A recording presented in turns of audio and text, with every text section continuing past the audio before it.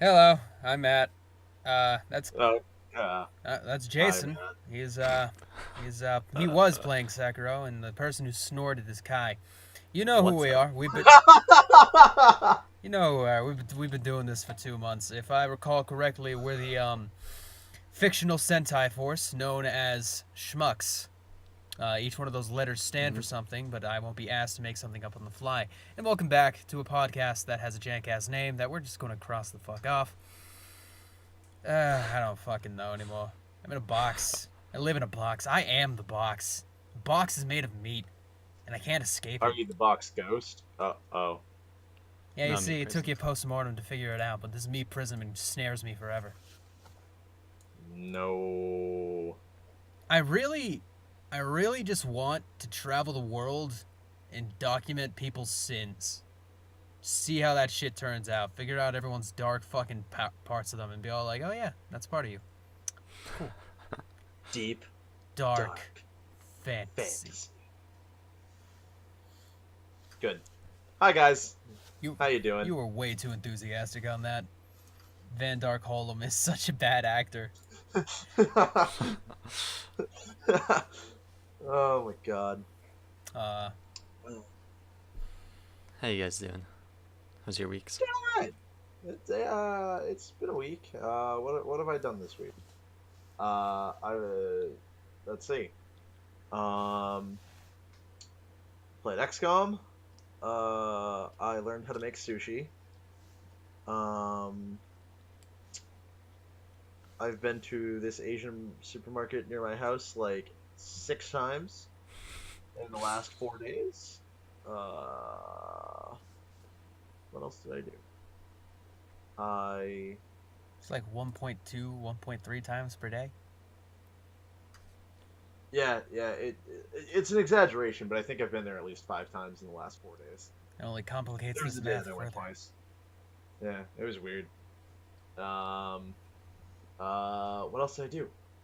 Um, Kai and I streamed. Hmm. Uh, You played Sekiro. and for the last like 24 hours, I played Sekiro a lot. I'm glad you've Yeah, given the general overview of your week. yeah, Yeah, that's what I did. What did you guys do? I I'm. spent many hours studying this week because I my finals were this week, and I took all three of them. They were all on the same fucking day, which kind of fucking sucked, but at the same time it was good because now it's all over with, and I'm on break, which is really fucking nice. And I've That is also nice. played a little Sekiro and streamed. That's about it. I just had a fucking revelation.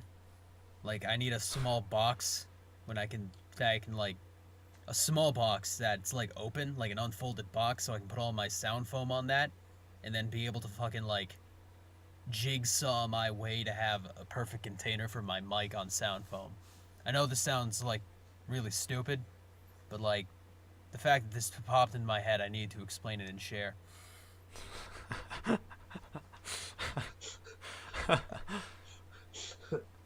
Uh, Okay. I died again. Like, the fact that a week has passed is absolutely fucking astounding me. Whoa. Because for the past, like, 3 days straight, I have woken up, played video games for 7 hours without realizing, fallen asleep, woken back up, and done the same thing again and again and again. I Uh, mean, makes sense. I don't Nice. feel like I'm human anymore. Uh, I haven't really spoken to anyone in like a week. So this is like the first time my mouth is being used properly.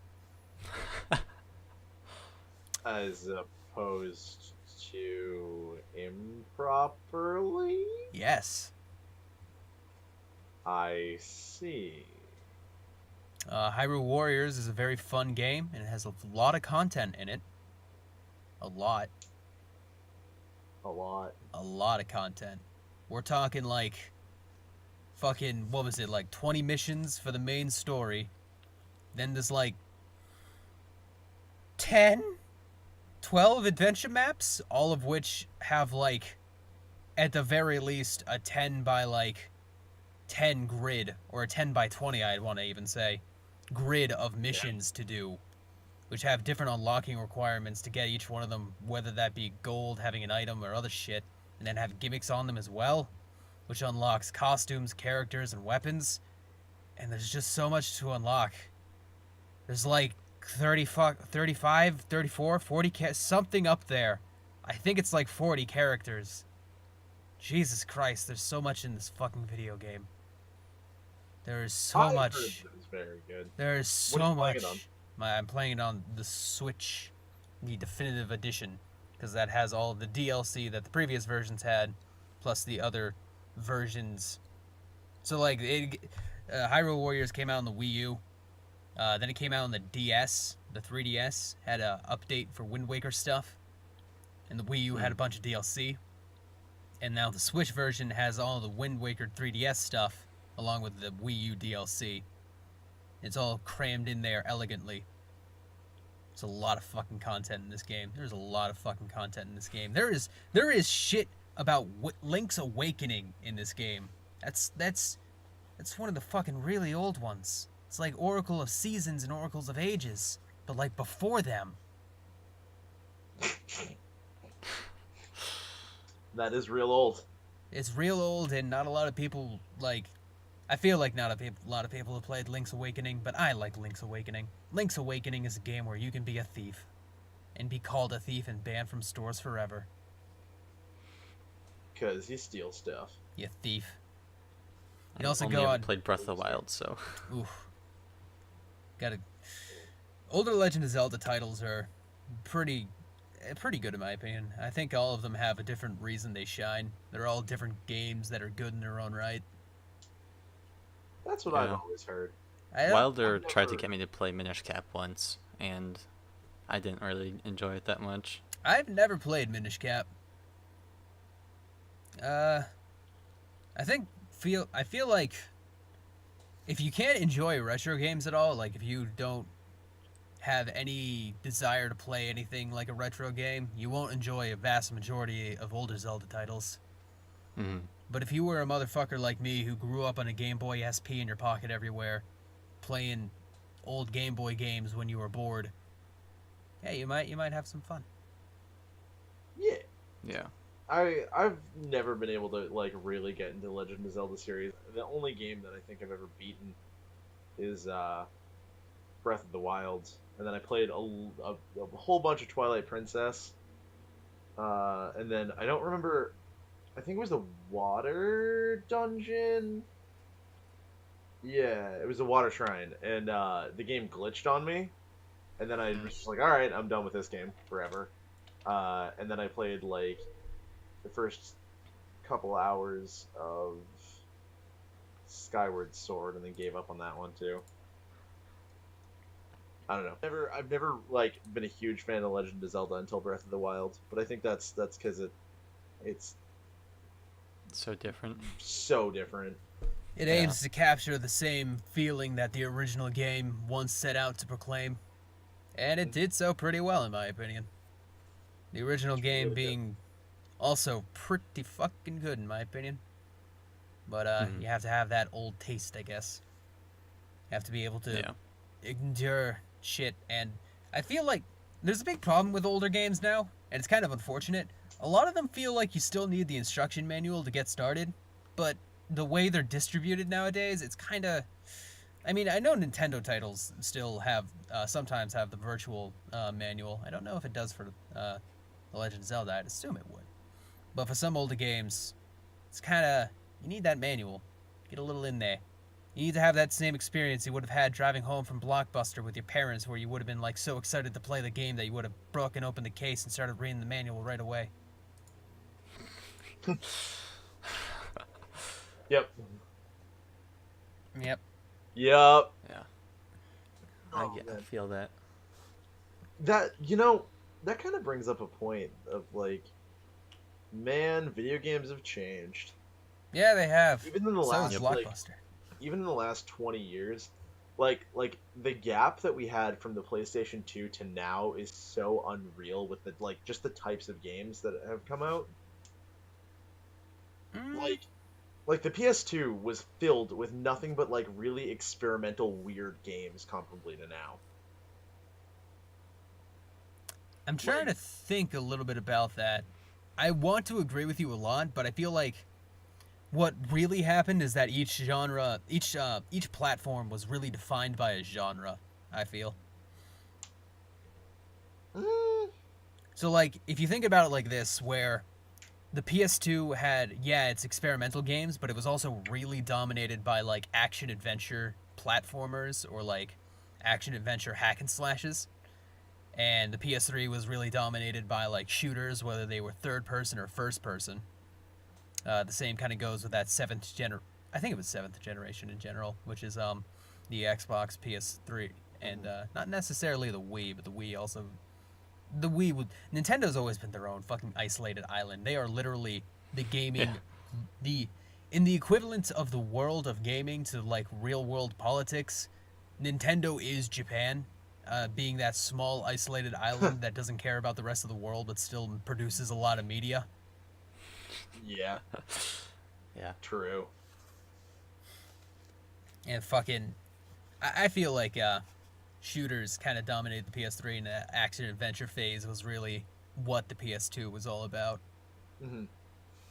Yeah, And the I get that. PS4, I don't know, PS4, I smell menstrual blood. That's all I smell on my PS4. there were also a lot of weird shooters on the PS2 though.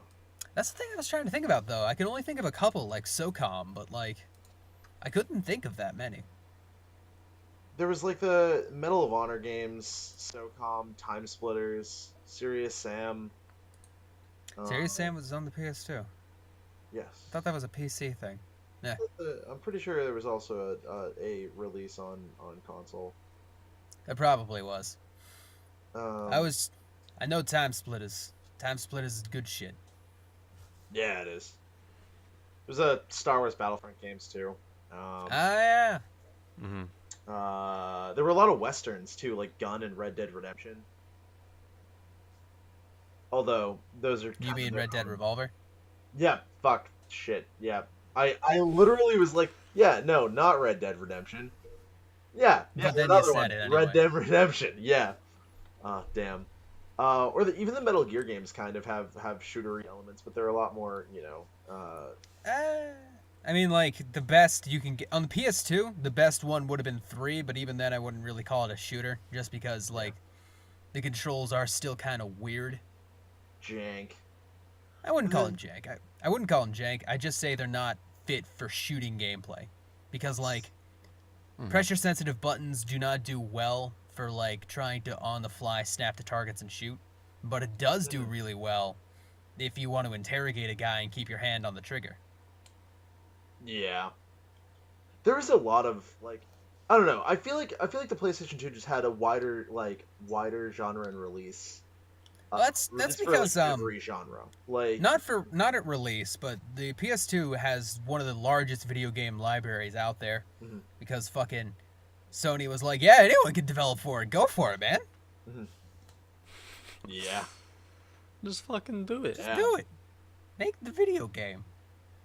Then people made the video game, and oh boy, there's some weird ones on there. Oh was- yeah. What's the name Oh, of that man, there- game? There's this one biking game, I think. It was either this or on the Wii. It's like Extreme Triple Cross or something like that. It was like this one game that tried to sell itself on like you can get the female shirtless, Great. and that was its Good. big old fucking pecker worth of this is our selling point. Here it is. Boobies on bikes. Give us your money. Was all right. Do either of you remember? Was the first Tenchu on PlayStation 1 or PlayStation 2? The problem is the I have no only idea. Tenchu I've played is the one on the PS Vita. I would want to say the PS2, just because I don't think the PS1 has the power to hold that, but it did. I don't like. I say this in conservative nature, I guess. I can't say words because the PS1 also did have Zan, which was the hypest shit. I don't know if you know what Zan is. Do you know what Zan is? I vaguely know what it is. Gunman Zan. So Gunman Zan, I think I'm saying this one right, is a PS1 adventure action game where you play as a cowboy with a katana fighting Japanese infiltrating the Americas in like their shinobi Japanese style. And it's an action game that kind of predates like Devil May Cry 1, but it has a lot of the same kind of facilities and functions, that kind of early character action style. It's very interesting. I like it. Gunman Zam. It's also fucking hype as shit. It's got a good ass theme song. That's actually really cool. So Tenchu Stealth Assassins was on PlayStation It 1. was. Okay. All right. And then the sequel was the one that I was thinking of. Which Oh was shit, two, that reminds and me then of the third fucking game. Jade. Did I ever make you play Red Shinobi or whatever the fuck that game Yes, is? I own that game. Yes, I like that game. Yeah, it's really good. That was another like stealth ninja series is a thing that happened a lot on the PlayStation 2 as well, or just like Japanese games in general. Actually, there were a ton of. Yeah. Um, There were a lot of experimental games on fucking PS2. I liked how Red Shinobi had the wire gimmick going on all the time. yeah. Really played with that physical idea of the wire. What was the other game that I was thinking of? Oh God, I'm trying to remember the name of it. And I can't. Zeus. It was that game that was kind of a stealth game. Do you remember any of the mechanics or gimmicks? Yeah, so like your character had like the ability to he had like weird telekinesis powers. I'm trying to remember. Weird telekinesis. Yeah, you could also use guns and stuff, but the shooting That's starting to was sound really, familiar. Like the shooting was kind of like GoldenEye-y. Was on it first PlayStation person? 2. It was both. You could swap between them. It wasn't Isn't the this suffering. game that No, it wasn't the Suffering. That was a weird fucking game Oh, too, never though. mind. I fucking love the suffering. The suffering is my shit. It's so good. The first one is. The sequel is kind of mad in my opinion, but Yeah, yep, no, you're absolutely correct. Fuck, I'm trying to remember and I can't. What was another weird game for? Oh, there was that one where you played as that like zombie salesman. don't recall. what? There was another game. It was Stubbs the Zombie. Oh, I know Stubbs the Yeah, that was another weird Zombie. one. Yeah, Weird. dude, that game was really weird, but actually Yeah, it pretty was a fun. cool. It was a weird game that was like experimental. I really liked it. Yeah. Was that? Wait, Or at was least that I on hope I'm PlayStation thinking the right 2? game. No, that wasn't a PlayStation 2 game. That was an Xbox game. Yeah, it was OG Makes sense. or Yeah, OG the Xbox. Xbox, the Yeah. original. PlayStation. OG Xbox also had some good shit on it. Yeah, it's a- Like fucking Jet Yeah, Set this is the game I was Radio. thinking of. Yeah. Jet Set Radio Future in particular, because that game is probably one of my favorite games of all time that I can never play again. It also had like the Onimusha games on the PlayStation 2. Jason's favorite. Yep. I realize now that one of the big gimmicks that I always fall for is like, hey, let's have this Japanese game with some weird shit going on with it. It gets me every single time, and I realize that now because I'm a huge fan of the Way of the Samurai series. I'm a huge fan of the Onimusha series. Granted, I've played the first two fully through, and then the third game I don't think I finished, or the fourth. But like, I don't know. Those like third person game. Like I'm a huge fan of Neo. Like I'm goddamn, I love that game so much. And I'm playing through Sekiro, and I am living for it. Man, I like Way of the Samurai a lot, but you knew that. Yeah, I love that series. Way of the... It's fucking sick. I own... Create a samurai, get in there. And I also love how fucking... I love how fucking Samurai Western is a spin-off from the Way of the Samurai series. Yeah. That shit needs to happen more often. I think that I own all of the Way of the Samurai games except for the first one. I thought you had that one. It's either the first or the second that I'm missing. I'm trying to look over at my because I have all of my PlayStation 2 games stacked now, and I can see I have the first one. I No, don't have the no, second. you're missing the second one. That's right. I've played this. I've played the second one. Yes. The second one's really weird. The first one is a lot more similar to the rest of the series. The second one's kind of weird. I like the second one a lot though. Fucking the gay ass shogunate, who's got the lipstick on and looks like a geisha and was like, you tried to betray me. Oh, I'm so afraid. How about you work for me instead? It's like, oh, okay. Don't you return to the areas in Way of the Samurai 2 and Way of the Samurai 3? Doesn't it take place in the same town? Okay, there's some confusing things there. So I know in Way of the Samurai 4, it's conveniently very similarly named to one of the previous places, but not actually one of the previous places. Way of the Samurai 3 might be from Way of the Samurai 2 or one's locales, but I can't remember which. I thought the Way of the Samurai 3 was its own unique location. That's the thing. I remember it differently. I'm pretty sure 3 was the one that actually returned, but I can't quite visualize what the fuck 3 looks like right now. So fuck me if I remember. It was so 3 had the small town area in the center. Then it had the 2 fortresses. Just help me out here. Try to describe any main character and see if I can remember the fucking characters. 3. So 3 had the okay. 3 had the guys in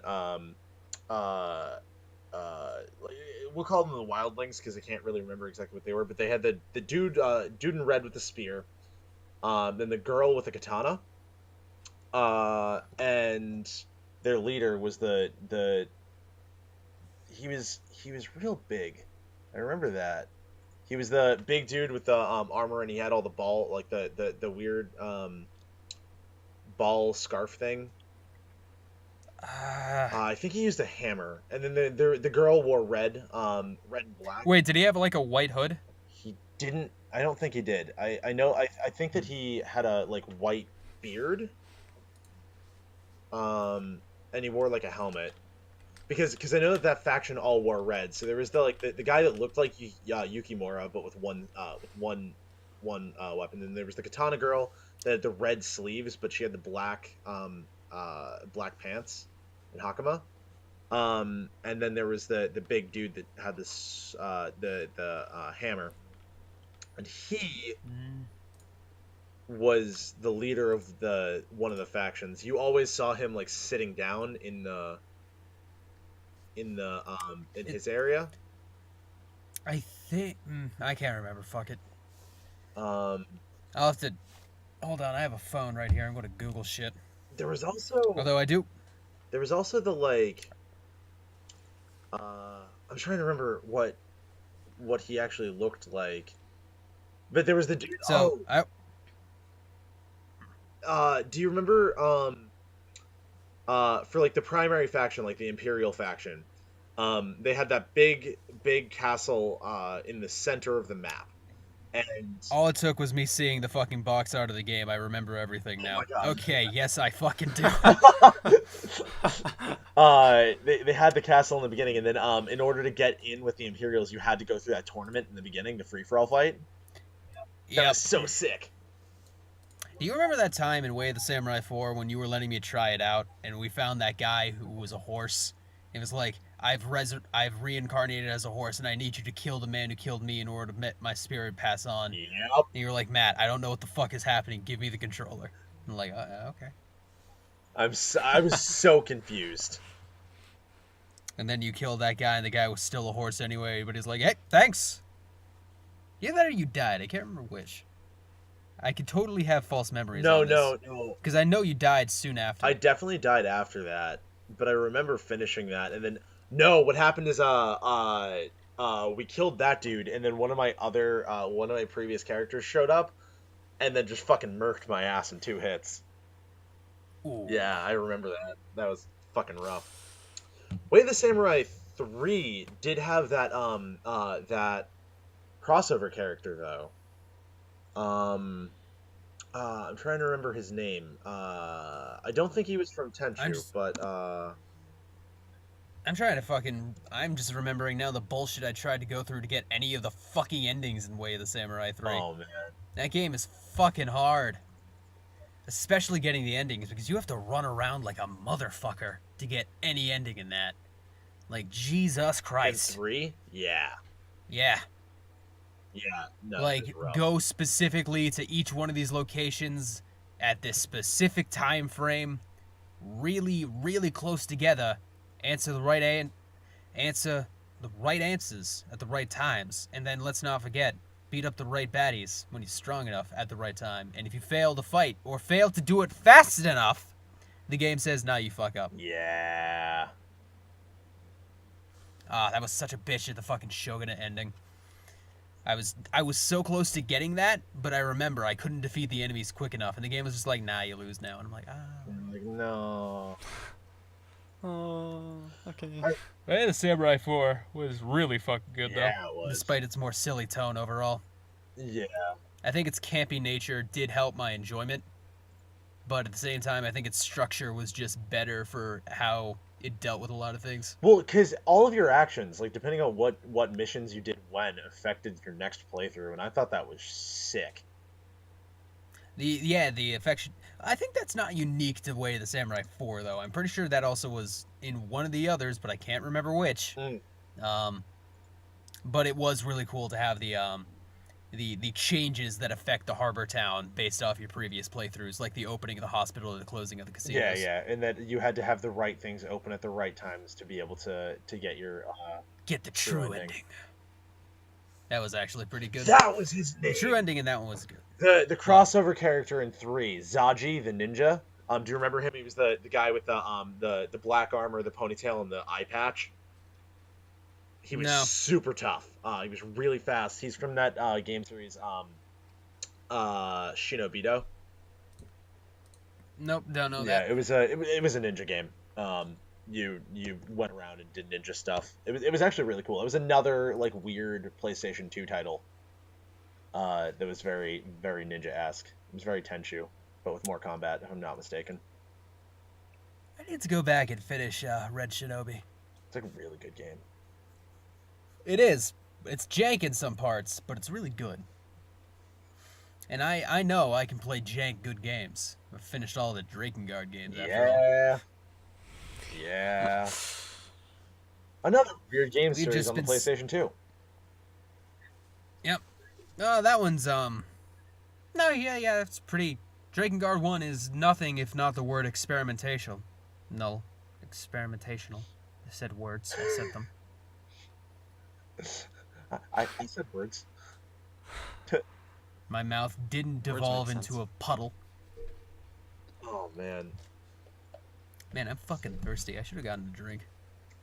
Man, yeah, there was some like, man, the PlayStation 2 is such a great time for gaming. Kai, what's your favorite PlayStation 2? Well, I was not super into gaming. I was a casual gamer. I'd play some stuff, but it was like more popular stuff until I met you guys, where I started playing a lot more variety of games. Mm-hmm. So on PS2, I was playing a whole lot of Star Wars Battlefront.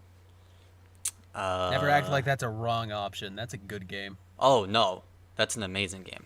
I'm not saying it's bad. I'm just saying that I didn't play a lot of games because I was playing. I think it was. I'm trying to remember what I played, because I would play the Star Wars Battlefront 2 specifically, Star Wars Lego.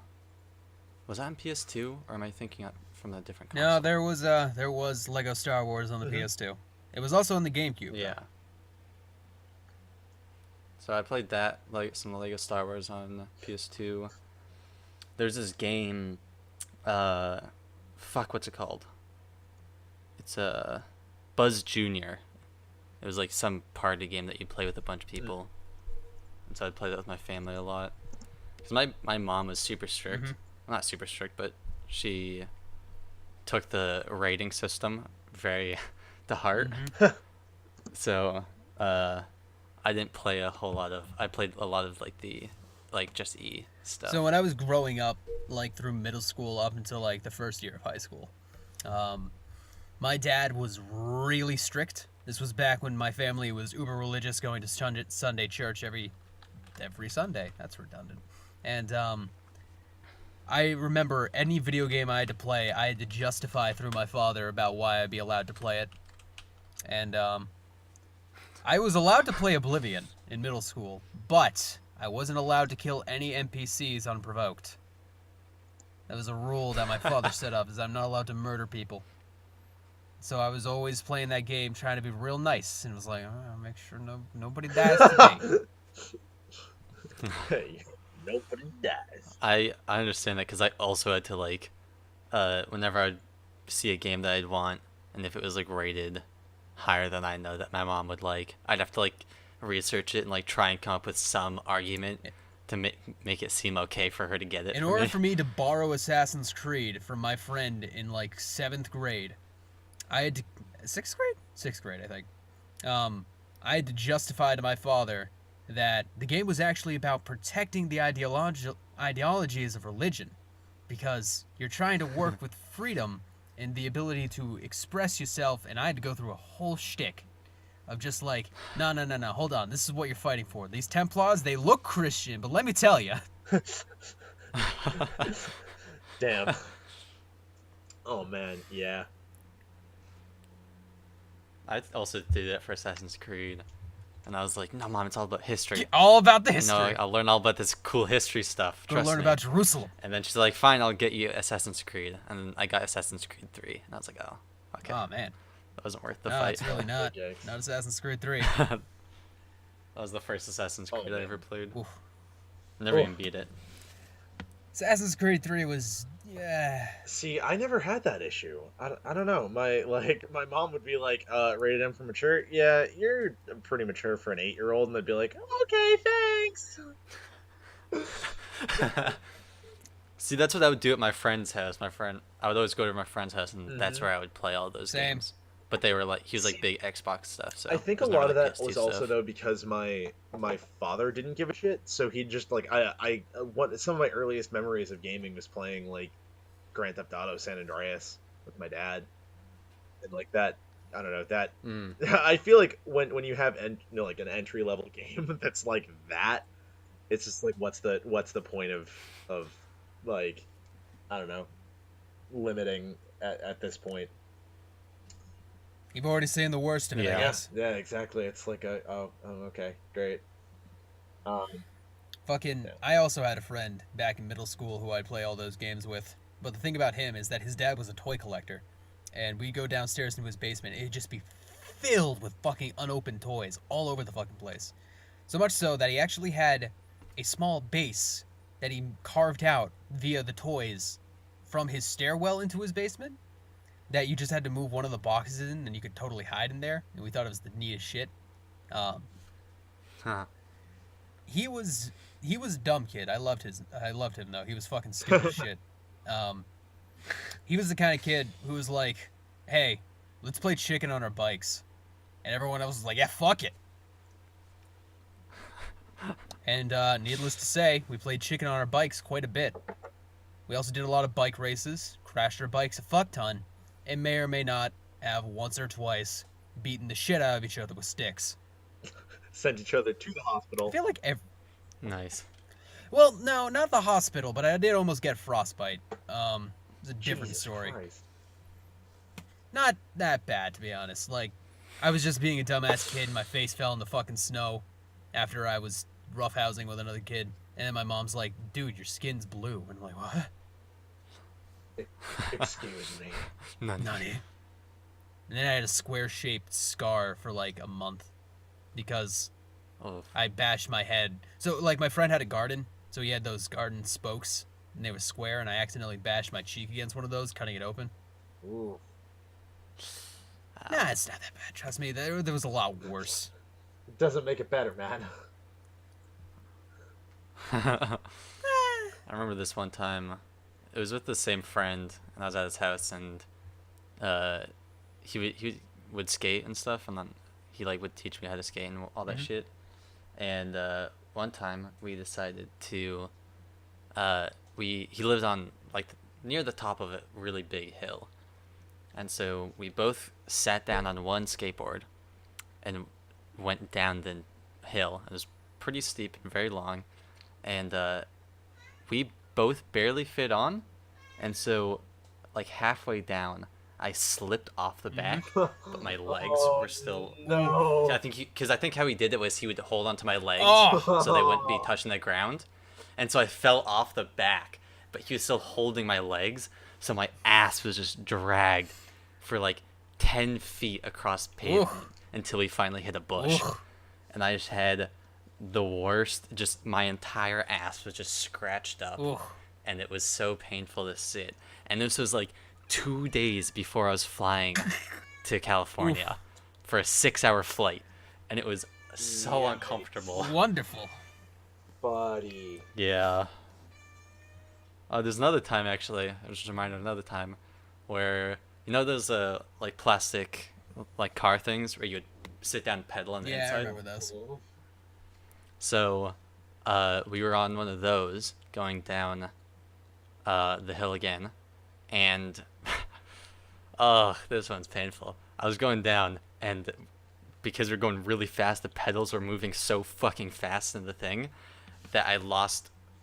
My foot slipped off forward and got stuck between the pedal and the front of the car, and it just jammed, and the entire thing just flew forward, and I fucked my ankle up real bad, and then just went face first into the ground. That reminds me of 2 stories, and I'll try to tell them quick.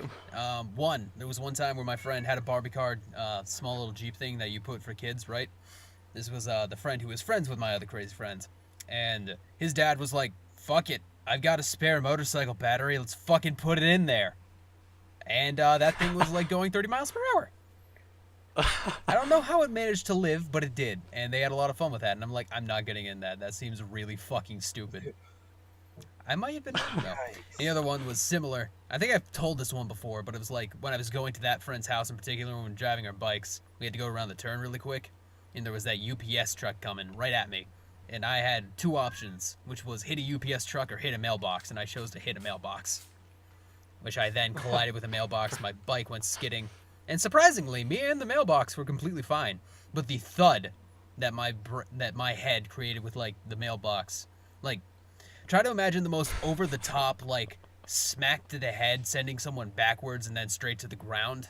That is exactly what happened. And nah, it was fine. It was fucking easy. Yeah, Helmets are good. Wear them.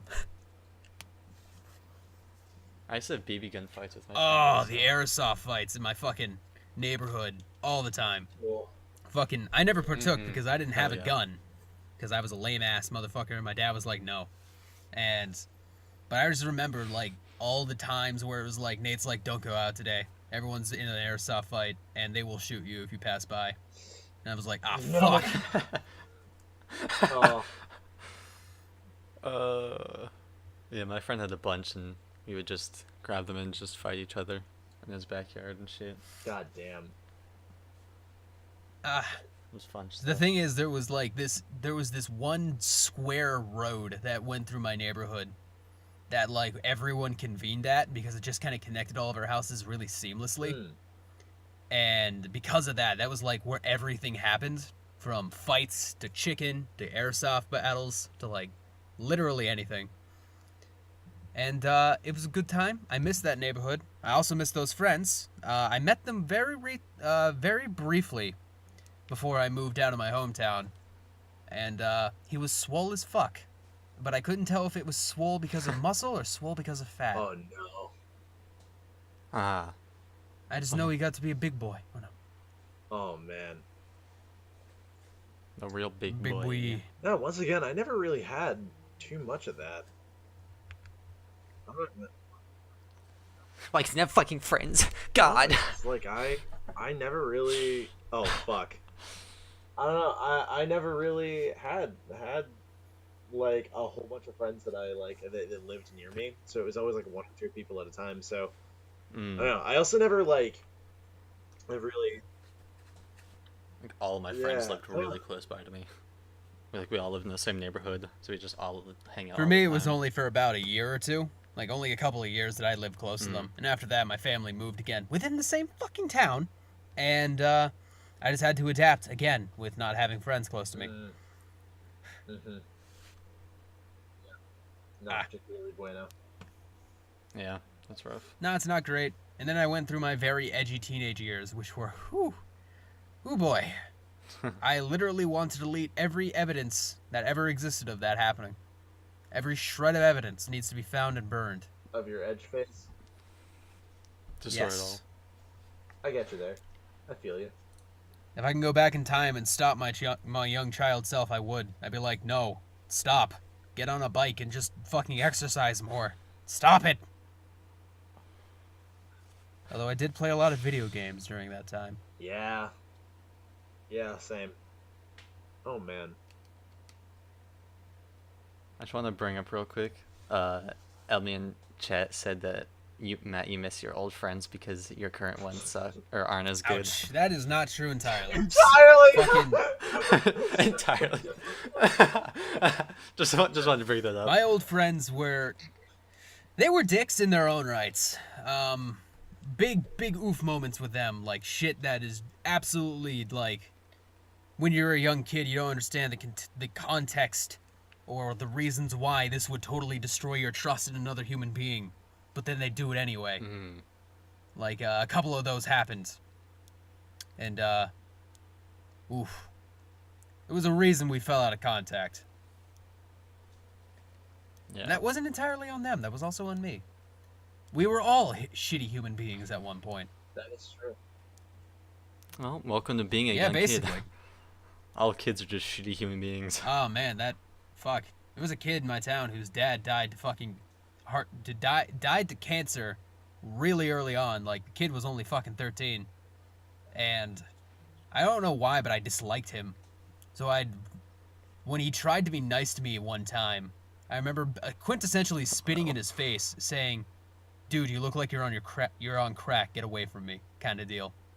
And I feel bad about that even to this day. Well, that's what Edge does to fucking you. yikes. Yes, it does. Yes, it fucking does. I hope to never return to that. When you can just cut yourself on your edge. Oh yeah, I never want to return to those days. Jesus. Ironically, that was also when I was very big into Jesus. Mm-hmm. Christianity is secretly the edgiest you should be. God. Honestly, I wouldn't be surprised. Oh, man. Yeah.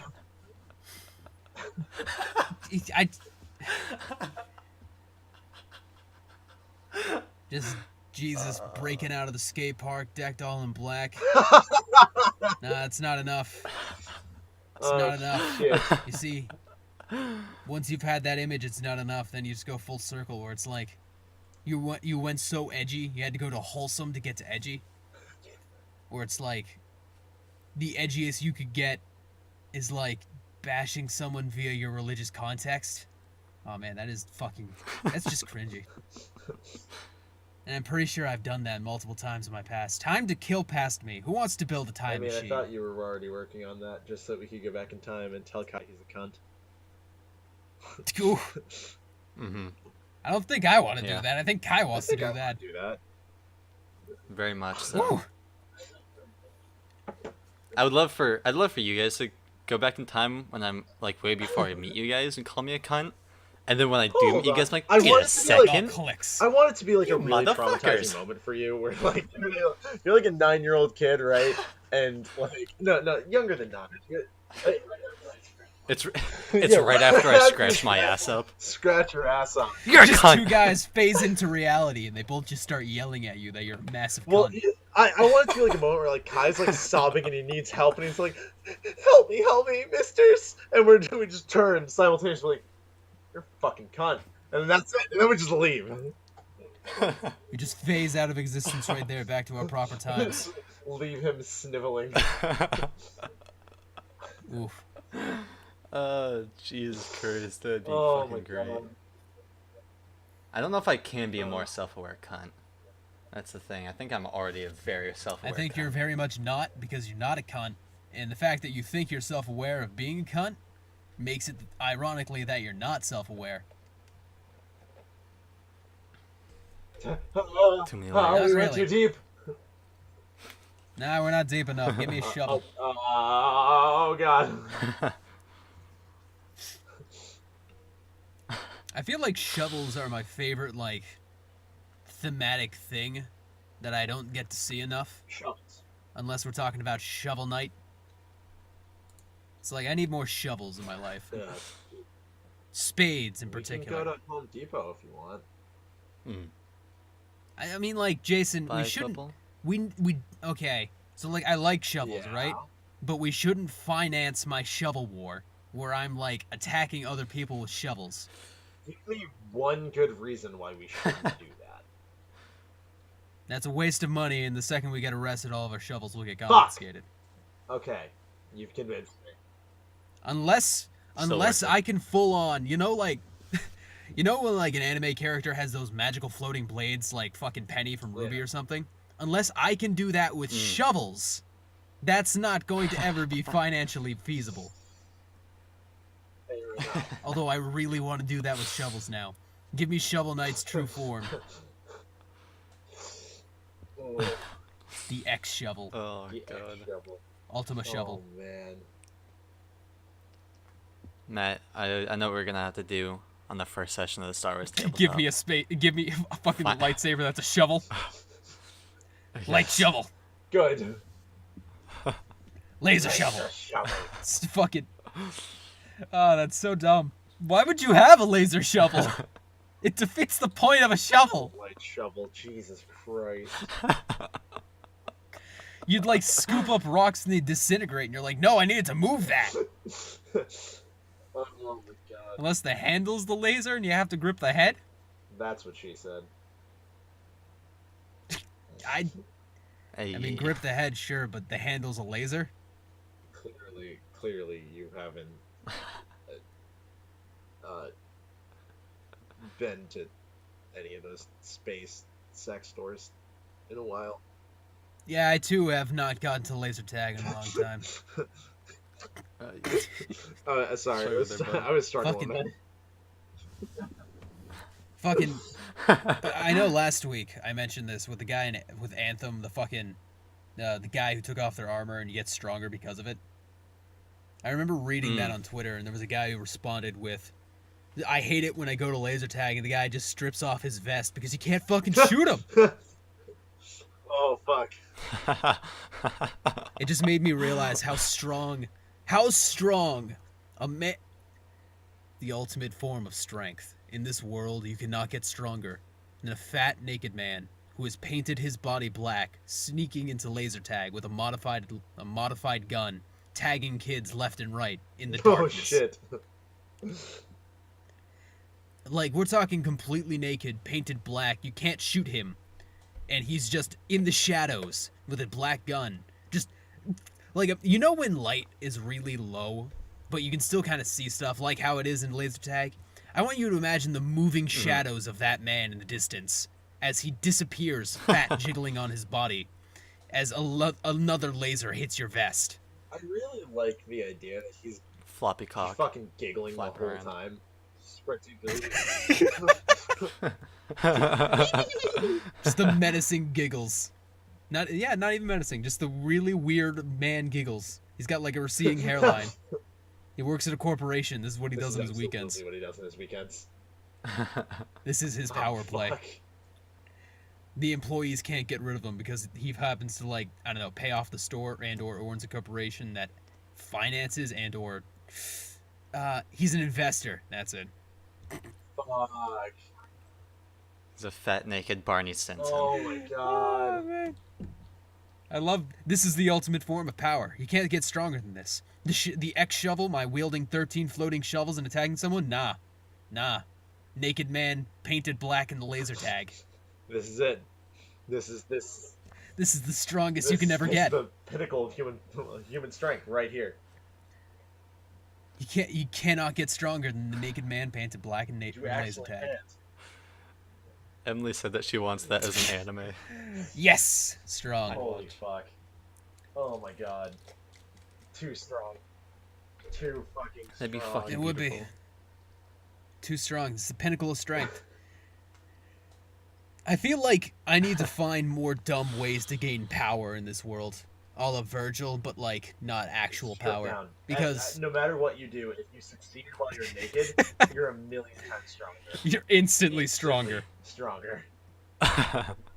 In modern society, I will not say you're It's wrong. the perception of power. Yeah.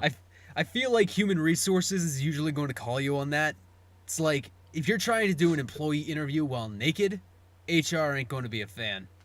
That's why in the middle of it, you just have to take your shirt off and just stand there and stare at them for a couple seconds, and then just gesture yourself and be like, "So, one day, all of this will be yours." If you work your way up with a corporate ladder, and then just continue with the interview and just slowly put your shirt back on. Nah, you can't. Nah. Put it back on. No, that's worse. So, like, what you have to do. Okay, here's our long-term plan, right? You've got to get a full decorated back tattoo, a la Yakuza, like full-on tiger or koi rivet swimming up the river over the waterfall kind of deal. And in the midst of your interview, in the midst of you hiring a new person to this corporate position, you have to straight up, you have to shave your head. Well, encouraging them to keep talking, and then take off your suit, take off your dress shirt, reveal the tattoo that lines the entirety of your back, and then just drop a gun on the table. Oh, fuck. Tell me about your Jesus strengths. Christ. The fucking 9mm drops. You're absolutely right. Holy shit. God That damn. is the ultimate power play. And the worst part is, I don't know how well that would be believed by other people if they told them. Especially if you never showed the tattoo. Although the shaving the head thing might be a tip-off, so we might not want to do that. Might have already, like, a previously done haircut going on there. Only wear a wig. Alright, only wear a wig, yeah. Just pull the wig off, yeah. Yeah. Shave your head and then put a wig on, just rip They'll it never off. believe you as you drop your 9mm onto the table, revealing your koi over the waterfall. Oh, fuck. What would it be like if you hired that person too, like, and they still know? They have to. Do you like flash them the tattoo every once in a while? Just to make sure that you stay. What is this power play? What if they tell HR? What is HR going to do? They're going to ask to see your back? They're just gonna be like, no. What? Why? Could you wear like a pasty over the entire of your back? Yeah, just be like, no, that's sexual harassment. You guys can't ask me to do that. What a weird power play. This is what I need. I need more power like this in my life. Matt needs more power. I need more power as I drop my pants. More power.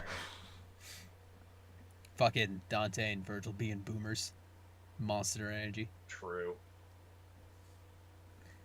I don't know if you've seen those edits, but it's fucking Dante with the sunglasses and the Monster Energy can.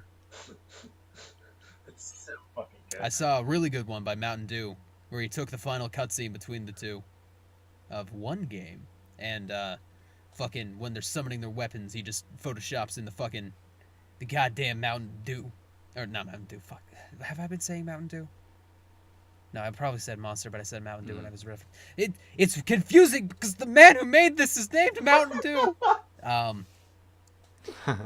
The Monster Energy appears in their hands instead of the weapons, and they get the sunglasses. I said it. Oh, man. I'm proud of you. You made it. It was a real tough journey. Took a lot out of me. Oh, my God. It's okay, we've all been there. My tongue and mouth are just Not the only filled one. with dryness. That is like that really weird dry saliva. That's like more viscous than the rest Oh, of your God. saliva. Matt needs some Benford. Yeah, I do need something to drink, but I'll just stay in the shame closet where it's really hot for a little bit God. longer. You'll be Yeah, fine. just another hour. Yeah, you got this. Yeah, it's fine. Dear Lord. Holy fuck. Oh, Jesus Christ. So far we've covered Kai's ass being destroyed, naked men in the laser tag. Mm-hmm.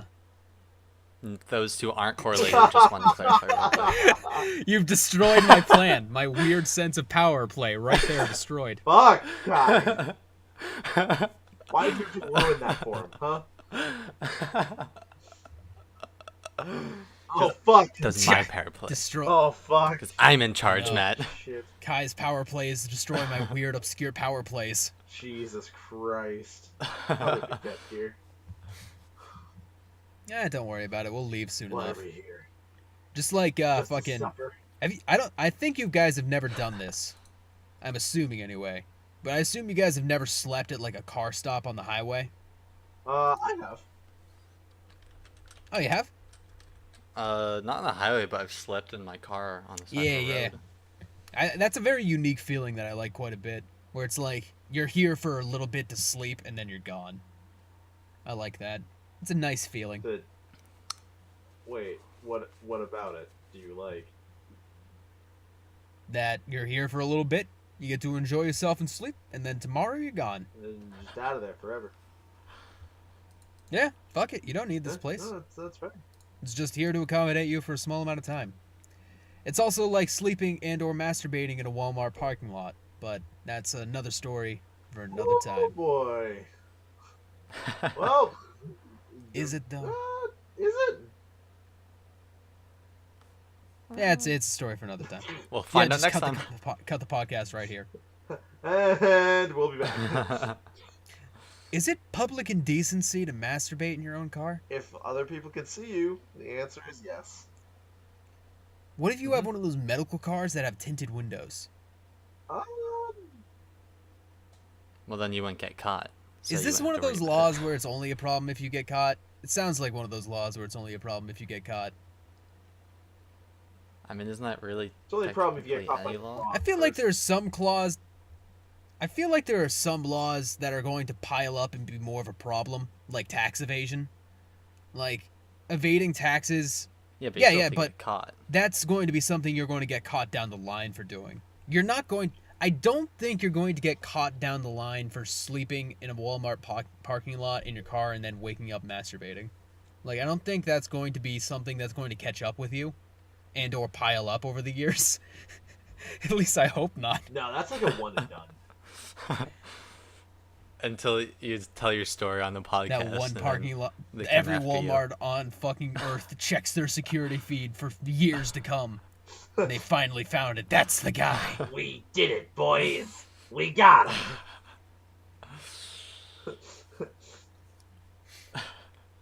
Ladies and gentlemen, Just my face. It fucking horribly contorted in the fucking picturesque photo of a shitty recording of a Walmart's parking lot. Just in the car window, you can see it. It's just the face of you done. That's it. Just the face. That's all you got. Is midnight. Oh, Jesus Christ. That'd be fucking I beautiful. really don't think it would be. It would. In its own For special two kind of people way. on this earth, yes. For everyone else, it'd be like, what the fuck? What was this guy thinking? What kind of weird power play is this? What kind of weird power play is this? What company would go out of their way to find this guy after he remotely disclosed it once?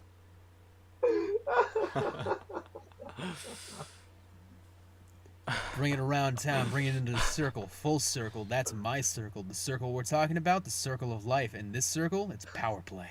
You gotta connect the dots. Oh my fucking god! Holy shit! Oh fuck! There's lessons in humor.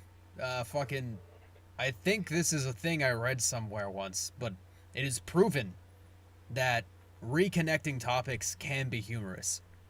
Yes. There you go. Mhm. And I've killed the humor by explaining it. A hard fact. You hit me with a truth ball. Like the protagonist of the Bible, I have taken my young child joke up to the stone steps of God and sacrificed him for the Lord and Savior. But instead, God didn't really tell me to stop. He Yeah, I just just went through with it. it. My Isaac of a child is now dead. My joke. It's been beaten and killed. And God's like, look what you did. God's like, God damn. It's Oh, like, fuck. That's well, crazy you didn't say motherfucker. stop. I didn't think I needed to. I thought you understood. God was pretty wacky in the Old Testament. He may or may not have been kind of a dick at times, but that's me just casually attacking a religion, I guess. Look at his zany I'm antics. okay with it. Turning that woman to salt. Yeah. It's science, kids. And then, Because this isn't it. how do you? There is probably a way to flash. Okay, there's a word for this. Give me a second. Chlorosize. Fluorocide? Holy shit. It's something like that, because chloride is the base substance of salt, and it's either like Wasn't it yeah, sodium but chloride? chloride is part of the salt. In most times, I can say words. When you're trying to refer to something, chloride can be a part of like the creation of or the turning to of salt, and there is a word that I'm looking for that does mean the turning to of salt. So, is there a way to turn someone instantaneously to salt? I feel like there is, but we don't understand it, or it probably takes cosmic energies that we don't have, So magic. like dragon corpses. I mean, yeah, once we get to a level of science that we can't understand, it's indistinguishable from magic. We go back in time with electricity now, they're going to fucking burn us at the stake. Someone comes back from the future and they have the ability to, like, matter phase through everything. We're going to call them fucking magic. Bitch, let them try. She's a witch. Ban her. I feel like, okay, if it were possible to go back in time and it worked on many worlds theory, I feel like in the future there would totally be resorts that are like, hey, yeah, come to here. We'll send you back in time anywhere you want. You won't fuck up our timeline, but you'll fuck up someone else's. What do you want for powers? Do you want any perks? So, That'd be pretty rad. do you want to be this Jesus? is basically just the plot of Total Recall, with the exception of not actually traveling through time. Yeah, I guess so. I've never seen Total Recall, though, so. The original one is wonderful. Me either. The remake is definitely a remake. It's definitely a remake. Definitely what it is. It has 100% less Arnold Schwarzenegger. Goes by a textbook. Wow. Wow. Get to the chopper. Arnold. That's what everyone does. It's like fucking 6th grade all over again. Yep. 6th grade was filled with Schwarzenegger comments and Michael Jackson jokes. Hee. Yeah, basically. My friend Nate, the one we were just talking about, would always his impromptu go-to joke was, "I'm Michael Jackson," and just grab his crotch. Oh my God. It was strong when we were children. It was a strong joke that would send us all into Oh my giggle God. fits. Oh my God. He'd always do it during Smash, During too. Smash. During Oh, shit. Smash. Sometimes you just gotta get that Smash on. So he's Michael Jackson Oh, smashing fuck. other children. Checks out. Bringing around Okay, town. alright. I found something out that it may actually I don't know if the source on this is correct or not, but allegedly, Michael Jackson's doctor confirmed that as a child he was chemically castrated to preserve his voice. Huh.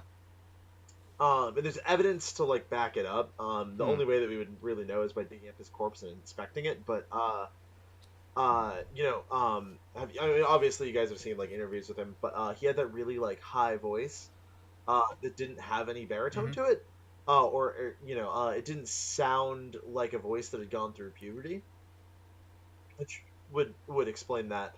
Mhm. Additionally, he had that really odd body shape where he was really long, but he didn't have any muscle, so to speak, despite being a dancer. He didn't even have that like dancer structure, which is something that would happen if your body never produced testosterone. Hmm. So Mm. that would make a lot of sense. Um, yeah, I don't know. I found that out recently. I watched a small thing on him. Yeah, Hmm. yeah. Also, apparently, despite all the charges against him, never once did a piece of evidence actually come up that was like even a little bit incriminating. There was just a lot of weird stuff about him and his life. I was actually A about lot to of bring up there's that entire new HBO Assumptions. series Neverland, where they took a real deep dive into Michael Jackson's Neverland. So I'm curious about yeah. that. Apparently, it's just filled with like really fucked up parents that like make all these really crazy claims, and it was all kind of revolved around this one kid that was sent there 6 times. Um, but Hmm. he claimed that nothing had ever happened between him and Michael, but that he saw things happen to other kids. Yeah, Hmm. I don't know. It's weird. Hmm. What an Yeah, uncomfortable it's. I topic. mean, it's relatively uncomfortable.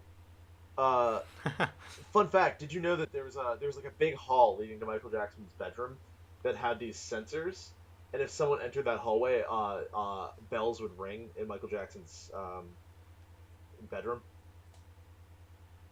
Yeah, Hmm. it's weird, right? Huh. So he could know when people are coming up and Yes. throw the kids under Yeah, or in one the of the closet. floorboards. Yeah. Yeah. Although that also that also could just be like he was such a super celebrity that he could never leave his house. Did you know that? Like he was unable to leave his house. Yeah. Um, Makes sense. yeah, yeah, no, actually. People are just I constantly was there thinking it was might have bothering him. more been related to childhood trauma. That was complete speculation on my point, though. But No, it was the level of popularity. There were you know people outside of his house every single day, like tons of people. And if he left, he'd get followed or harassed in the streets. He was that big of a star. Everyone knew his face. Everybody worldwide knew his face. Um, but apparently, Hmm. like towards the end of his life, he wasn't able to socialize with people. Like it was very rare that he got the chance to go out and do something. It's not like we've never seen someone with his level of stardom since. Um, but like one day just to get the experience, he had to rent out a supermarket, and then hire people to act like regular consumers there, just to like interact with people. Yeah, isn't that huh? isn't that fucked up? Weird. That's a lot, man. That's a lot. I mean, I'll refrain from commenting. I guess. I mean, like, just imagine never being able to interact with people, despite like having everything. And granted, some of that's probably due to like his trauma as a child, but like, goddamn, it's a lot. This topic is a lot. Yeah. True. Yeah. Yeah. Maybe it is. Yeah. That's what I'm sensing. I think Matt wants the topic changed. Um. I straight up have no way of interacting with this at all. I mean, if fuck, I can dip out for a minute. That's fine. Hard cut. Um. What can we talk about now?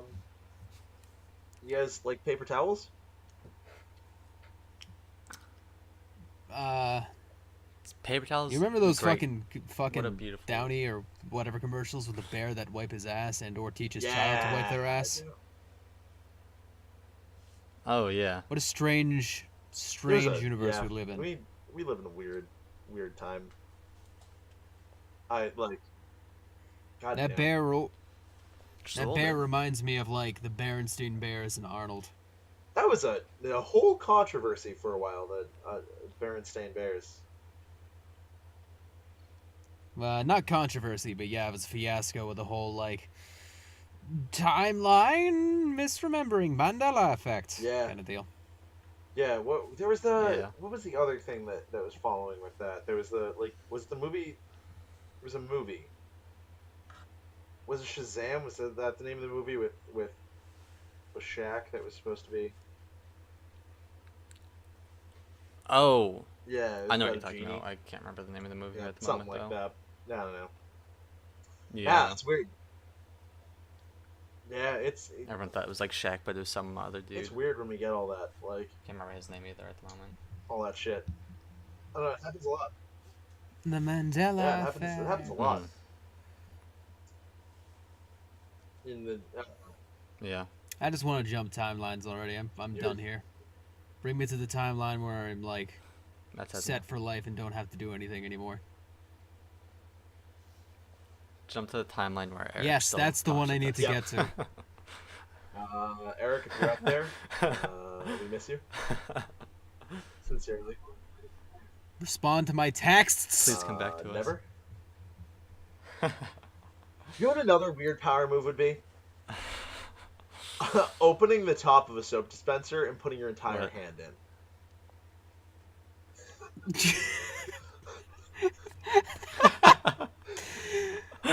But you have to make eye contact. Yeah, no, like there's someone washing their hands, like Oh The yeah, guy yeah, wa- 100%. So like, you go in at the same time as another guy to go to the bathroom, and you both use the urinals, right? keep in mind, And then you finish up you first, finish up first, but and you wait next to the dispenser, like the only one in the bathroom, right? And you wait until he turns around with the top open, and then just hand right in, making complete eye contact. I like this idea even more if if his soap dispenser somehow doesn't work.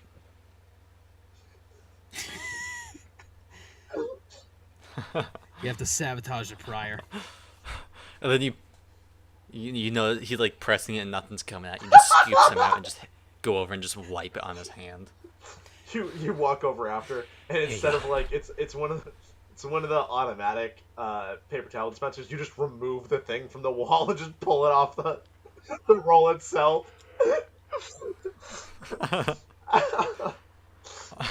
Shit. Oh my god. So good. Jesus Christ. Oh. Strong. Did you lads bring any topics this week? Because I certainly Absolutely fucking not. didn't. Kai, did you? Jason's too busy playing Sekiro. Yeah, I have a. It's fucking somewhat better topic. than the 2-0 of us.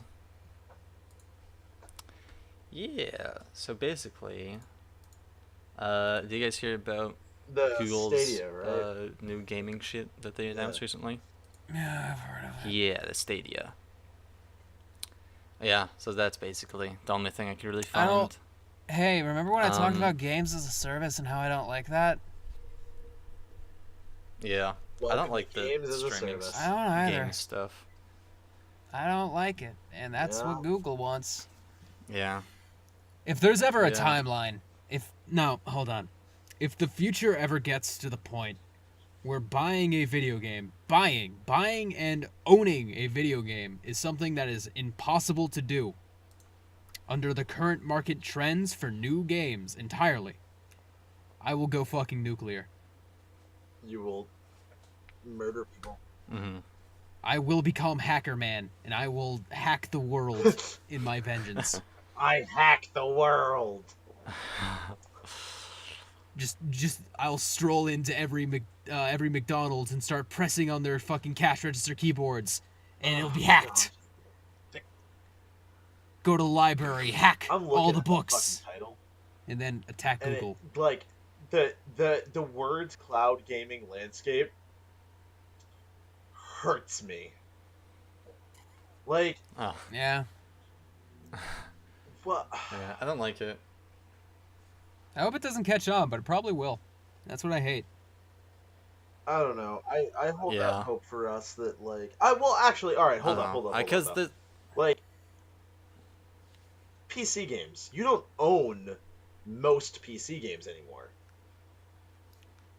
Like Technically you have true. Steam, right? Which would Mhm. like Yeah. 90% of like people that play games on a PC use Steam. Uh, that's essentially what this is, with more streaming of the games. So like, what's the big Well, no, difference there's between a console that only has downloads and your PC and using Steam? you're Well, you're not streaming downloading them, the games which is on the Stadia. worst. You're literally Because you don't just even have the streaming it. files. You don't have it. You Which- have to be connected to make this work. Okay, yeah, that's So, fucking like, ridiculous then. Right Yeah. now, when I say technically you don't own your game was on Steam, you're correct. You don't own your games on Steam. You own a license to use them. That is what you have on Steam. But you have the files, so you have those. Having those files is make or break to me, because having those files means that there may be a crazy enough bastard out there who will take his time to make it so that you can own those files, so that no motherfucker can interfere with you and say you can't use them. Cracking, you should never feel bad about cracking a game you already own. You should never feel bad. If you've purchased a game through legal means, you should not feel bad about cracking it.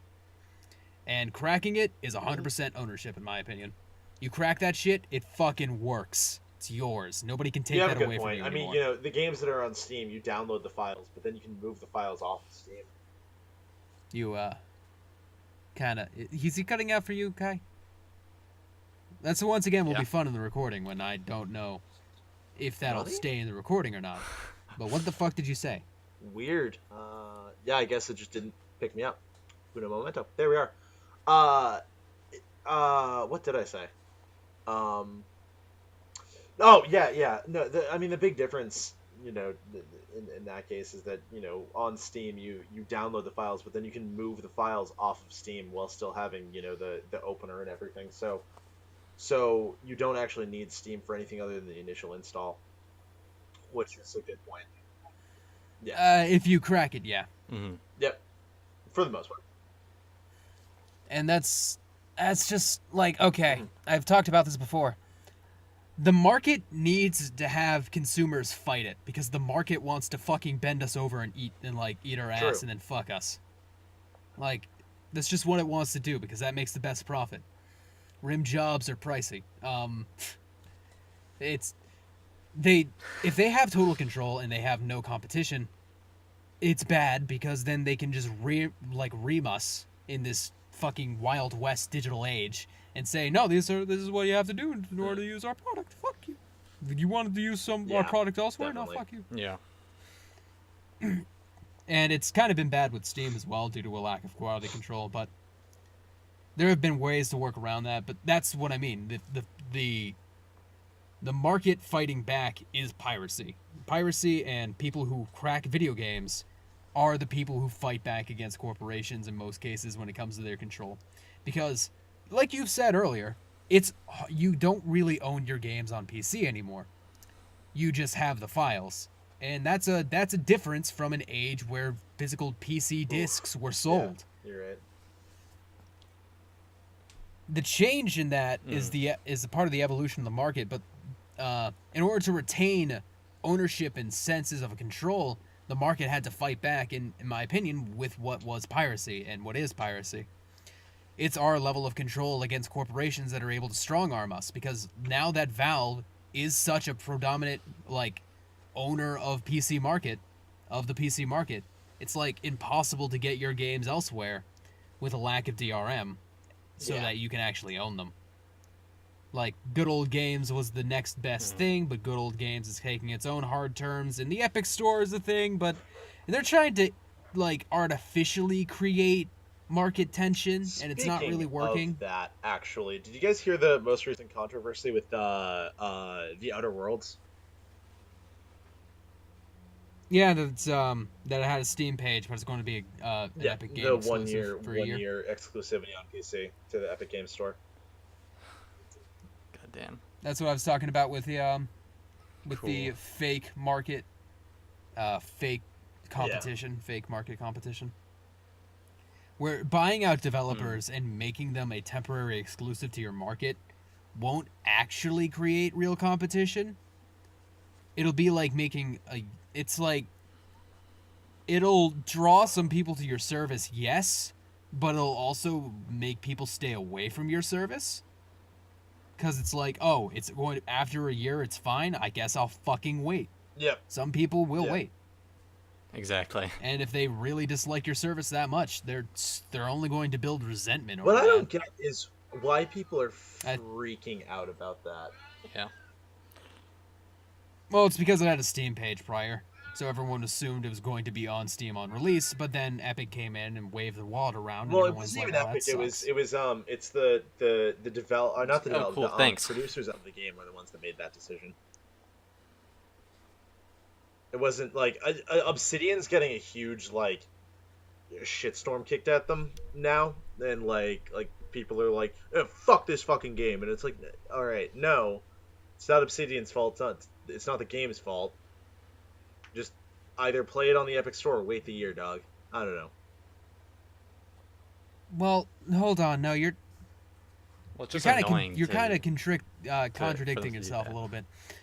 Whose decision was it to have it on the Epic Games Store? Well, No, yes, no, Obsidian. it but, wasn't like, Obsidian, it were was- they it was the paid to do publisher. this?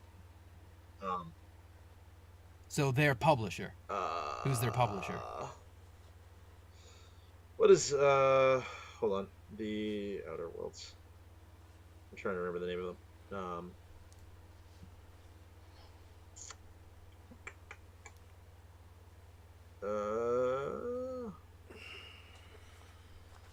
Private Division.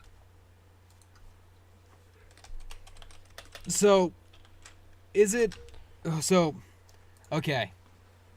Was Private Division offered a deal via Epic to be on the store for a year for exclusivity, or did I'm positive or that did it was Private Epic Division who gave them money go to for Epic and say, exclusivity. "Hey, keep us on your platform, and we'll be on your platform for a It year, was pay us money"? probably Because the former, in my opinion, is Epic's fault. The latter is Epic Division or whatever the Private publisher Division. is. I can't remember their name. I'm stupid. yeah. Private Division. That's the PD. real question, I guess, is who did it. But even so, like, it's not. I wouldn't say that it's Epic's fault for offering. Like, Well, no, fuck them. Yeah, it's their fault in my opinion. This is fake market competition that they're trying to run with their wallet. And in my opinion, it's a shitty way of it's a shitty tactic to try to create market competition, and it's not going to make their service any better. Instead, what you should try to focus on is making a better fucking service than Steam. And I know that's fucking impossible because Steam is just so ingrained into everyone's fucking head because they were the first. But if you can truly make a more convenient service than Steam that works better, it may actually create competition. This is artificial competition that's just, hey, you're on a platform for you, motherfucker. Yeah, come for our exclusives. Which is just a really shitty way to fuck with the consumer in a really, like, contrived way to make competition. Well, because I think it was Yep. Metro Exodus, right? Wasn't Yep. it that Epic also did that, where it also people could pre-order on Steam, but then Epic was like, "Oh, hey, actually, it's exclusive year. to us for It's a a year." It's a fuck And you it's to like, oh, consumers, cool. right? And it's a Yeah, it's really fucking annoying. contrived It's really way shady. to make market competition. It's not actually going to make competition. It's just going to make resentment, and it's going to make fucking. It's going to make resentment, and it's going to make, like, I guess, like, it's going to make some people use it, which is, I think, what they want, is just to have some eyes in the category so that it's like, but then you can look at the other things we have.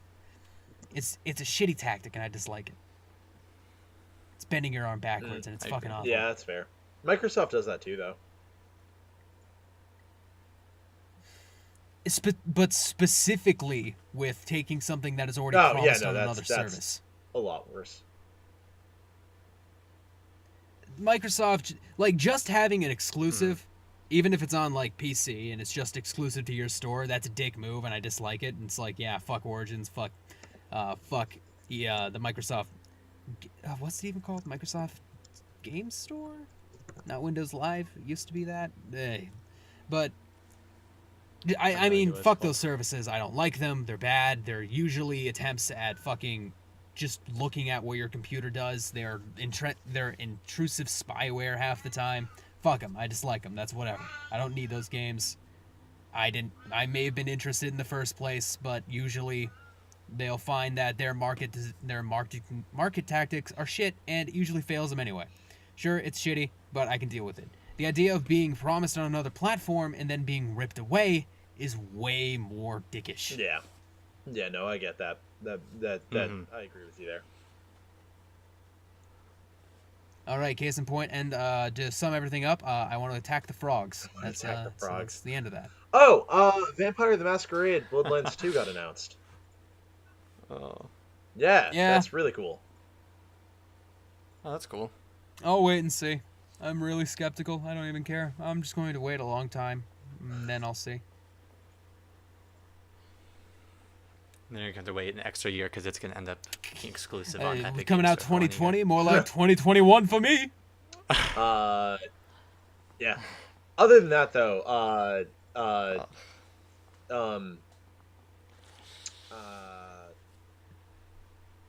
The Outer Worlds will be releasing, at the same time on console. Day one. So it's not like it's exclusive entirely to PC for the year, thankfully. Still a shit move. True. Yeah. Yep.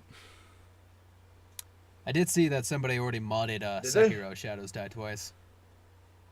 Yeah, someone threw in the Moonlight Greatsword. Huh. That's actually really cool. Good. Yep. From the thing about companies like From is not incredibly huge, but because they are From and they've worked the same way they've basically done the Bethesda thing where they either have one notable engine or they have like one notable way of working things in company, and people learn that who aren't a part of the company. Thus, modding their games becomes easier and easier over the course of their lifespan. So, like, it started with Dark Souls 1's having breakthrough of reverse engineering because the game was poorly ported and had very little security against reverse engineering. And that information went into reverse engineering Dark Souls 3 and being able to make Dark Souls 3 more moddable. And now that's going to also go towards Sekiro. I like mods. Mods are a good thing.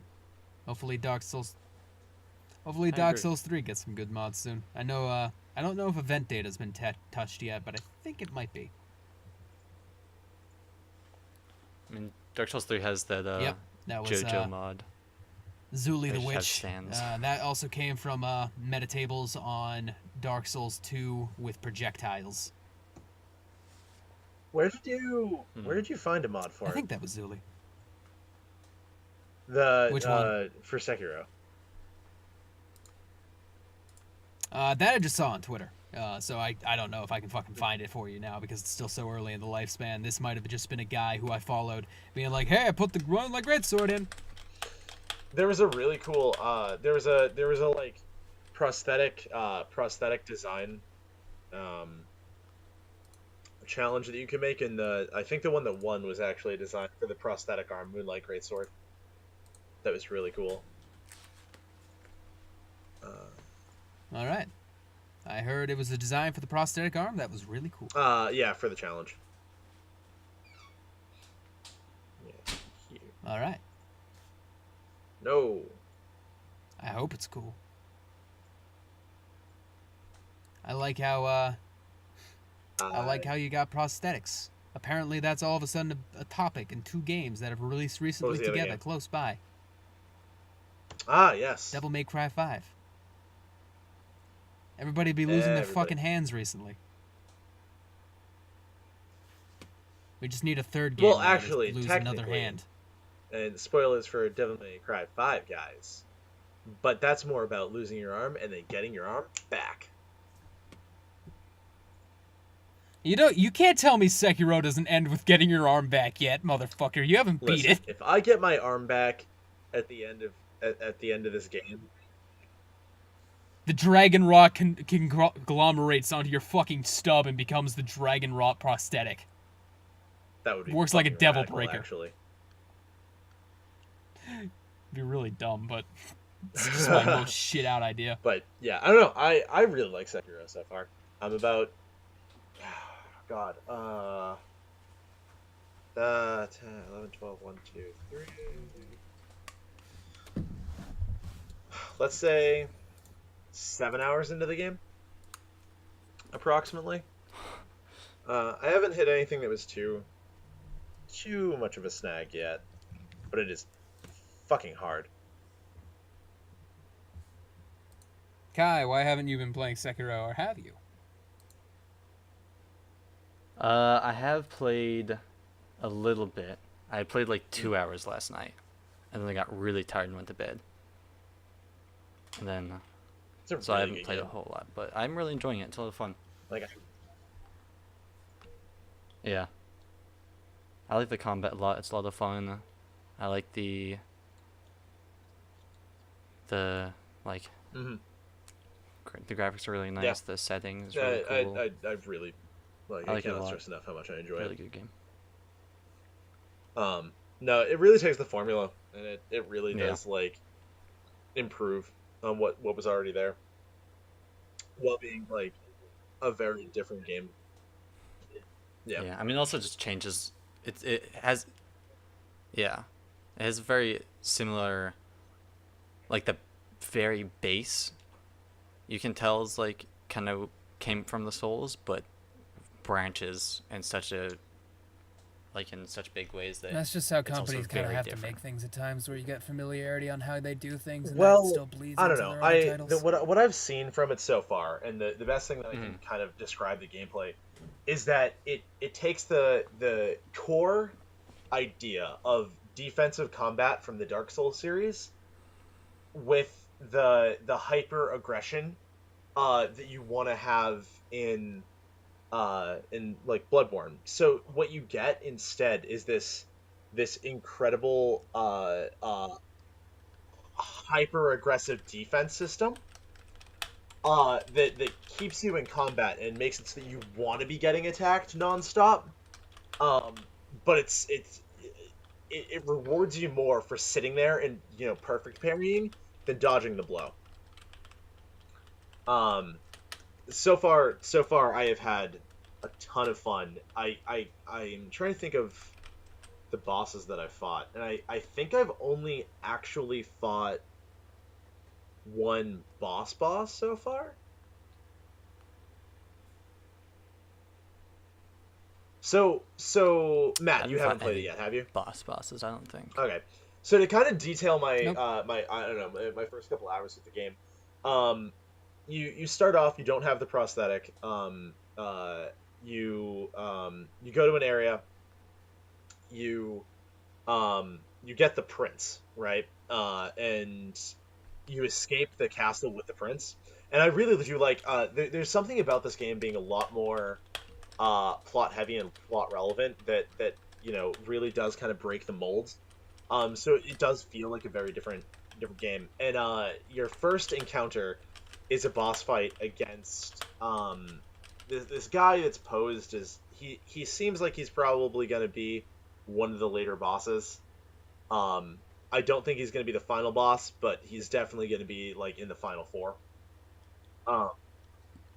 His name is Asina? yeah, Gonichiro. Yeah, he's Gonichiro. he's the the big general. And then he cuts off your arm. You wake up, and that's when you get the prosthetic. And you meet the sculptor, and then you have your base area, which is essentially your fire link for the game, where you immediately meet the sculptor who can upgrade your prosthetic arms, give you new ones. Emma, who is a doctor, and one of my favorite characters in the game so far is the Undying Swordsman, and he's essentially your training dummy. He's a swordsman that cannot die, so he figures why not just like be used for combat practice. So he helps you get stronger throughout your crusade.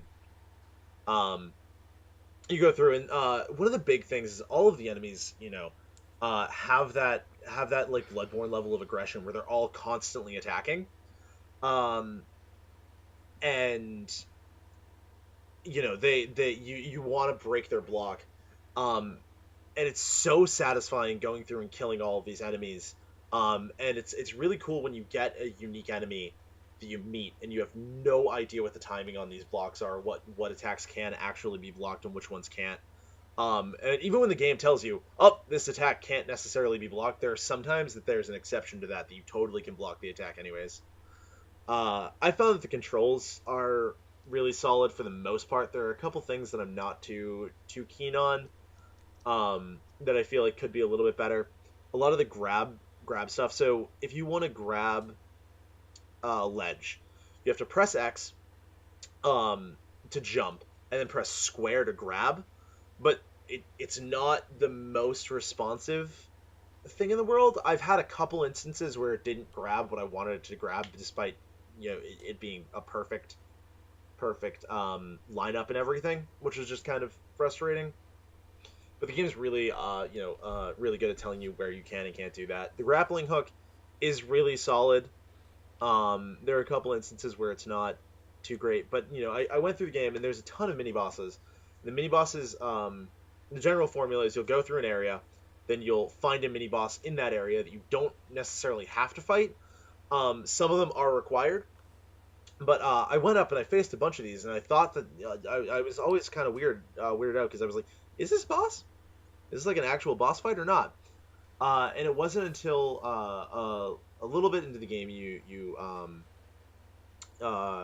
hit a point where you meet this woman who's going mad, and she gives you a bell. She tells you to go to a Buddha statue, and if you're observative, or I think you need to have enough cognitive ability to look at something and be able to go, oh, that character told me about this. Okay. And you go back to the Buddha statue in the first area, and then it sends you back to what the game calls a memory. So you go back to a memory that your main character, Sekiro, doesn't remember. And it's 3 years in the past, and you go through that, and it gives you a whole bunch of other stuff that you can get, a whole different unlock route. And I went through that, and I fought what was originally described as a boss encounter by the devs in pre-release, but it turned out that he was just a mini boss. He was this big drunk dude, and this was the moment that I really realized how much I enjoyed myself in this game, because the encounter goes that he is sitting on these steps, and there's a fog gate behind him, and there's about 6 or 7 enemies in the area. And the first time I ran up, I noticed there's a guy standing by the side, and you can get him to help you with the combat. So I tried it the first time, and we ran up on like 8 dudes at once, plus the guy that I thought was a boss. And I fought him and immediately got wrecked. And I tried it a second time, immediately got wrecked. He was just hyper aggressive. And then I realized that there was a path that I could take to the side. And what I wound up doing was, instead of taking it directly, it was kind of the moment that it clicked in my head that the game was so much more than the standard, all right, go up against the boss, fight it, and deal with it, with the combat. I went up against it and found an alternate path, stealth killed a couple of the guys, and then ran away. And as I was fighting, I wound up killing all of the mooks, and then realizing that this guy was way tougher than I could handle in a one-on-one encounter. So I wound up backing off, finding the guy, getting him to help me, and then it was a 2v1, and I started to use the items that I actually had in my inventory as much as I could to fight him. And it was just this really great experience where I realized that I can fight this guy the way that I want to fight him. I don't have to fight him the way that straight combat. I don't have to do it straight stealth. I can do this hybrid mixture with the combat and do whatever I really want to do against it. to make it happen. And that was the moment that it clicked in my head of how much I enjoy the game and how well crafted it really was, and how much of a departure it really was from the Souls series, because there's almost only so much you can do in them, and they really do allow you to just kind of have that freedom. Following that, there is a boss encounter though. That was really cool. All right. It sounds like a good game, but I'm still not convinced if it's true departure. I see a lot of the changes, and I see that it's kind of a different game in its own right, but I still don't see the differences in design merits that From Software as a company has built a repertoire with over the years. Your story is a cool one, but I don't know. It's hard for me to visualize. I think I'd have to really fucking see it or get hands on with it to be able to understand whether or not I think this is a true design departure from the FromSoft. thing that it does very similar, and Kai should be. Yeah, are you back, bud? All right, cool. I don't know if you saw in the chat, but he took his headphones off while I was talking about the spoiler stuff. Yeah. You didn't have to point it out. One of the, and Kai, you should be able to back me up on this, is that it has design elements that are similar. It has a heavier emphasis on exploring your environment and finding unique pathways to take through. Every area progression, there are so many ways to just to traverse the area, that gives you this crazy freedom that it feels like an evolution of the systems that were used in the past, not a total departure. It's not something crazy like them, FromSoft going from Dark Souls to suddenly there's a mech game where you're flying around in space. But yeah, exactly. No, they did that the opposite. But it feels like the culmination of everything that they've used. So when you do fight a mini boss or you fight a boss, it has this totally different experience where you're everything that you have is viable because it's not about your build, it's not about anything like that. As far as I understand for the game, the only weapons that you get are the katana and prosthetics, and then whatever equipment you find, like whatever consumable items you have. And it makes it feel that much more rewarding when you finally get it and find out how to make the game you use your tools to progress the game instead of trying to figure out, is my build good enough, you know what I mean? Because it's no longer about the role-playing elements. It's now about, here's your toolkit, use this, and however you do it works. And that's something that I really enjoyed. So it's not necessarily a departure from the Souls series. I mean, the fact that the story elements definitely are, and the fact that you can't customize Sekiro at all is definitely one. But it definitely feels like the culmination of all of their work, and them taking it in a different direction than it has been so far. Yeah. Yeah, I agree with that. Yeah, it's not a complete departure. Like, it's not something completely different, but it's still of the Souls differs. formula, which is something that I really like. Yeah, I think that Neo is way closer to a Souls game than this. Yeah, one thing that I've noticed through my playtime is I'm comparing this game a lot to Neo, actually, because they're both games that at their core are Souls likes, and move on from that. But when I'm playing this game, one of the big differences is in the level design. Neo, I knew where all of the traps were going to be in advance because of my experience with the Souls games. I knew what I was getting into. I knew what I was doing because the gameplay and the design was so similar. With this game, I don't know where traps are going to be. I don't know what's going to be around the next corner, but I know, but what I'm looking for now isn't the traps. What I'm looking for now is where to approach from. What's my new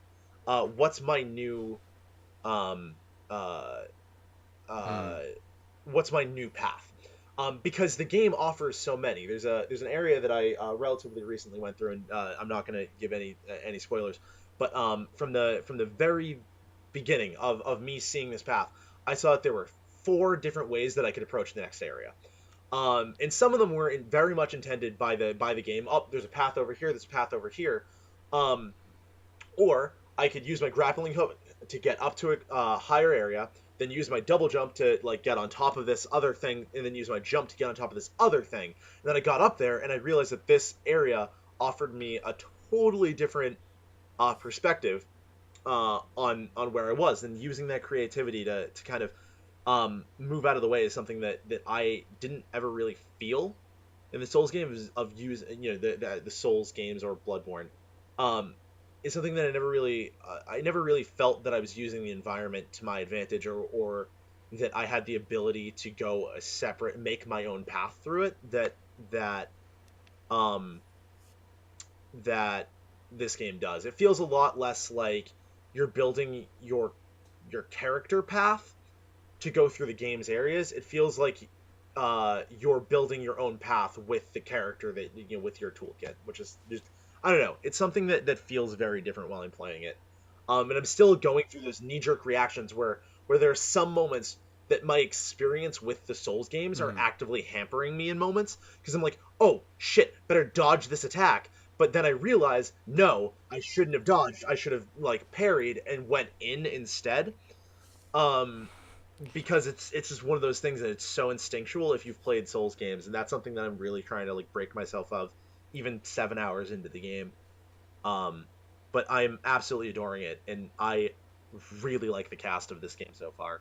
That's the other thing that I really enjoy, is that the characters are really, really solid. Yeah, Mm. I don't know. Sorry, I kind of ranted there for a little bit. I agree with all that. No, that's good. Yeah. It's all I good. mean, I don't really have anything to say on the matter. Yeah, I mean, I don't know. It also plays a lot more like an action game, Yeah, I haven't played the whole lot, which is something but that I really enjoy. Is that it feels very different in that regard, in that you don't have stamina to worry about. You don't have um, uh, for the most part, you shouldn't be too concerned with your resources, other than the fact that when you run out of them, a lot of them are more finite. um, you have your like not Estus healing water thing, but I think everything else has a finite supply. I don't think that there's anything else in the game that like recharges automatically. um, uh, but yeah, I don't know. I'm really enjoying it so far. Uh, I think that I do think that it offers a completely different experience than a Souls game. So if you go into it looking for Japan Souls, that's not what you're going to get out of it. Um, you know, uh, yeah, I mean, like the I big think you'd thing that I still feel is really that enjoy it's it though. It just won't be what you're it does expecting. offer you something that's completely different. Uh, if I wanted Dark Souls Japan and I got this game, I would be I would feel very differently. Um, I mean, yeah, I mean, if I went into this, well, not very differently, Really? but it's not a Souls game, and that's something that becomes very apparent, as you go through, is that you're not looking for the same things. The gameplay, well, the actual like, well, the engine and the way that combat works at its core, your R1s, R2s, circle strafing, waiting for the enemy to attack, that stuff comes into play.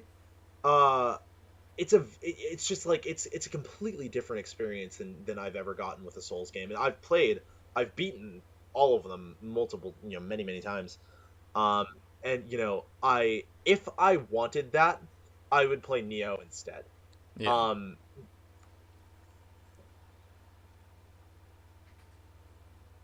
Well, the thing is that I don't think it was ever yeah, like marketed to be Japan Souls. I feel like FromSoft is always like, hey, this is going to be a new kind of game.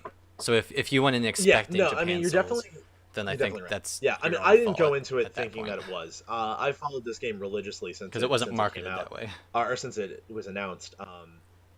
Yeah. The first trailer I saw within 15 minutes of it being released. To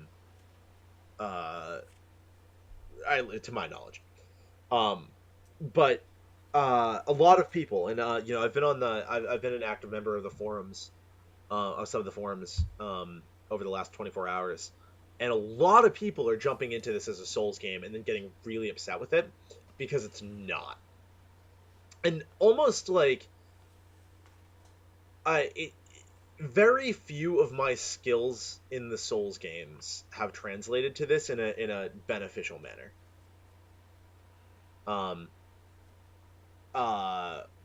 But it's definitely offered me more insight to the game, which is something that I really enjoy. I don't know. I wouldn't feel like the game was bad in any respect. I feel like going into the game and expecting it to be like a Dark Souls game is absolutely, like, you're not going to get that experience out of it, because it's different enough that I don't feel like it's a Souls game. Yeah. Like, I very easily get lost in the fact, like, it feels like it's a From Software game, but it doesn't feel like it's a Souls-like or a Soulsborne game. Yeah. You know what I mean? Yeah. Yeah. I get what you mean. I mean, yeah, I like I said before, those people on those forums that like are going in expecting it to be Japan Souls, I think is completely on their fault for expecting it to be something different from what it was marketed as. And because the thing that I really like about the game is that if you're a fan of the Soulsborne series, you'll enjoy this game, but also if you aren't a fan of the Soulsborne series, this is a good game to get into. Yeah, because it does have that. Like for FromSoft, because it is different. So you get that good definitely. blend I of absolutely agree new with you there. people. There's enough similarities also that it's a old draw for Soulsborne someone that is a fan veterans. of the Soulsborne series. But it's not one of those games where it's so dominating that that's what it is that people will have a hard time getting in. It's different enough that it feels very much like it's a new game. Yeah.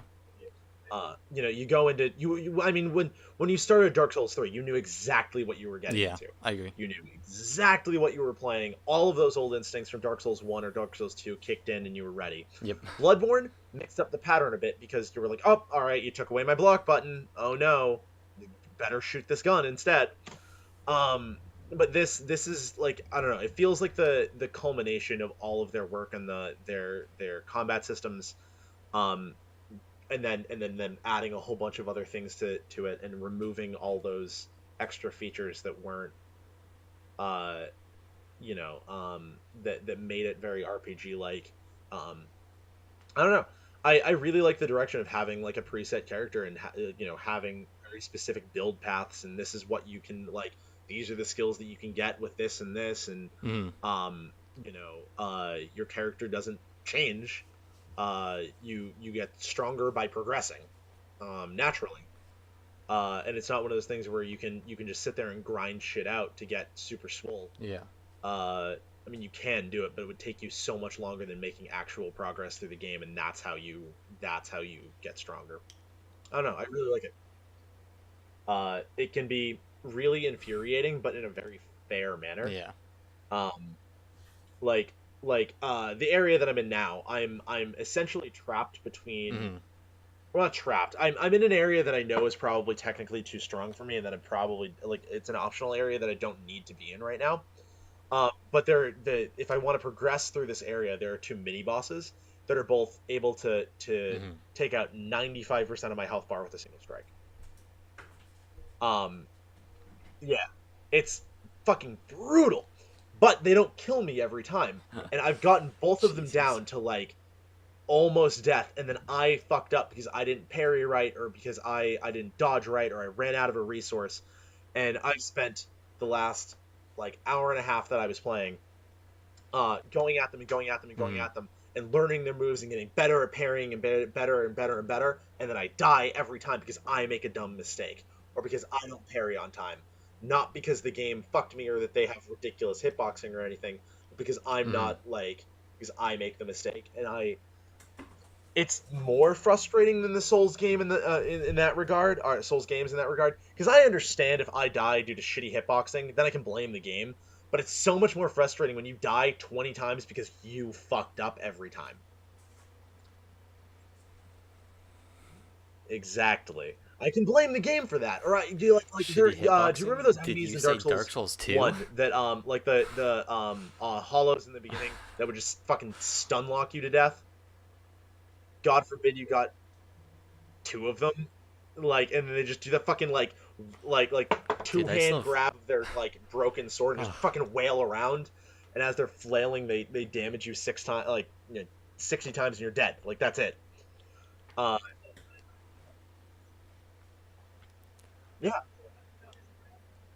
I still have nightmares from the Sir Hmm. Lone fight of his, his grab, his like grab attack thing. Yep. Exactly. That's a I case would of really dodge fucking and bad be next to hitboxing. him and then be Um, teleported onto his but sword. I was like, oh, it's one of cool. those things that the Souls games specifically have a lot of moments where deaths.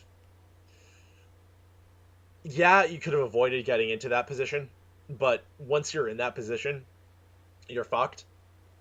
This one, it feels very much like you have all of the tools to escape this moment. You can even run away.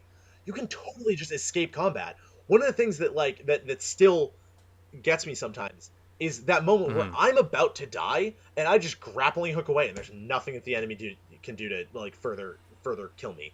But now I'm out of resources and I have to either get back to the shrine to heal yeah. or figure out how I'm going to continue this combat. And I don't know. It's just a really good feeling. I really like it. I genuinely think that you would really enjoy this game, Mm, Matt. Like I'm not gonna lie to you. yeah. I probably would, Mm-hmm. but it's gonna take me Yeah, a I long agree. time to get Fair to it. enough. Yep. So I would definitely rate this game very highly. Yeah. I don't know. I'm about 8 hours I in, can and I've tell. only fought. All right, technically Same. I fought two bosses actually. I forgot about one of them, but uh, yeah, I don't know. Out of a whole bunch, I think that there's a total of 14 bosses in the game, if I'm not mistaken. Um, yeah, I've heard that the game's around 50 hours, so let's hope that it actually takes about that long. I'm hearing like that's another thing is I'm hearing Mm. that people have like gone through the game, into like 10 hours worth of the game and haven't died once, and I'm calling bullshit on that one. I think that I think that anyone that's like, oh, I'm a master at this game, I've only died 2 times, or I've only died once, and it was because of this bullshit reason. Is I don't believe you. Give me proof. Somebody, please bring me proof that you can go 10 hours into the game without dying once.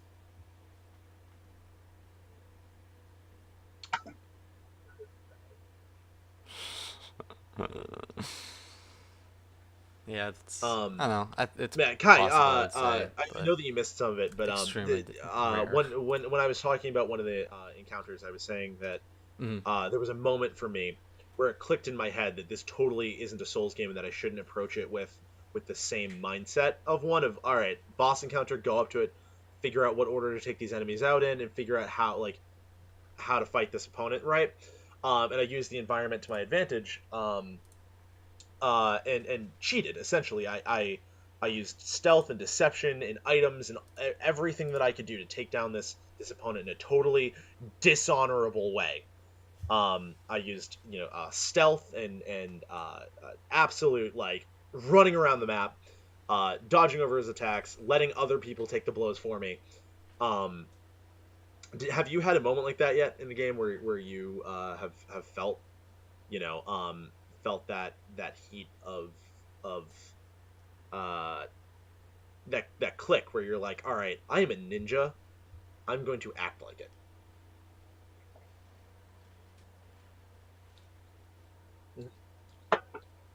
Yeah.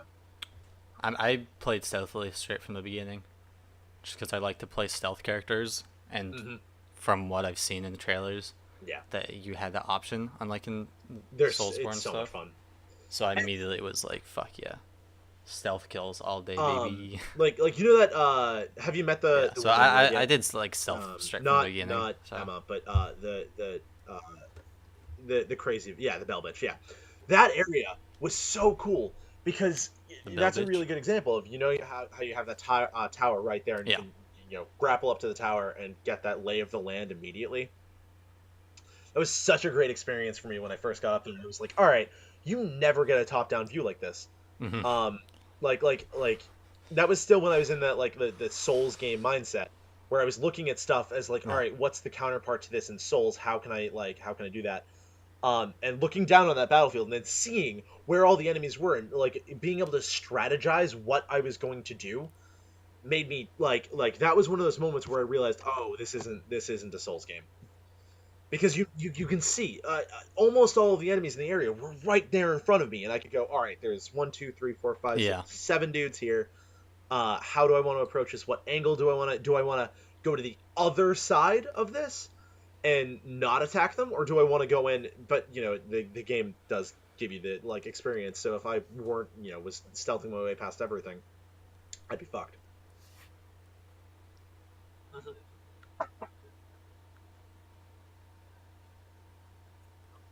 Yeah, I think that's the place where I first died, because I stealth killed one dude and then grapple hooked back up into the big central tower, and then went somewhere else to go kill guys. And I was like, okay, like I'm not gonna be able to do any stealth kills left, so I'm gonna stealth kill one guy and then get into combat.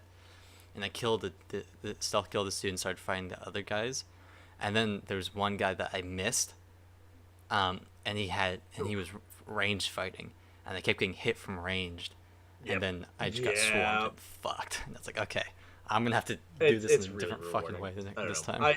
I genuinely think that the game is And then fantastic. I did and killed everyone. It's really cool. Yeah, Yeah. I enjoyed a lot so far. Yeah. All right, boys. Yeah. I hate to break it to you, but Yeah, we've we been going have. a while, haven't we? Yes, we have. A little over Yep. 2 hours. Do you want to say where you can find us, or we just have to end it? yeah. So, guys, I hope you've enjoyed so far. If you Jason, guys did do you wanna and want to redeem see yourself, or more at of least us, you can find us either at our YouTube channel, which some Schmucks, or at Twitch TV, twitch.tv/some Schmucks. Additionally, if you're looking for more content of mine, you can contact me or take a look over at my Twitter, which is twitter.com/FoxShadow, FAWX. Kai, where can we find you?